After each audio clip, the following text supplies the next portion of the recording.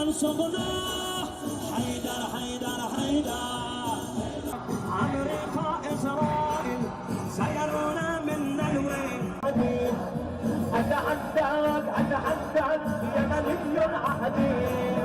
ایرانی‌ها رو مهمان خودشون خیلی تعصب دارن.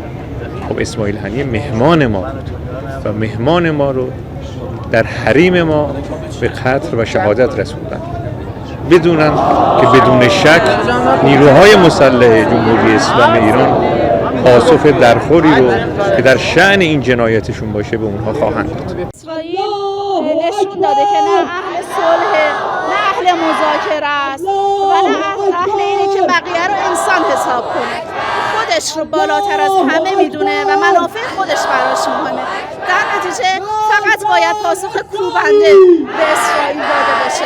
این خیلی برای ما ناراحت کننده بود که مهمان عزیز ما تو خاک ما در حاکمیت ما به شهادت برسه. خیلی تأثیر انگیز بود.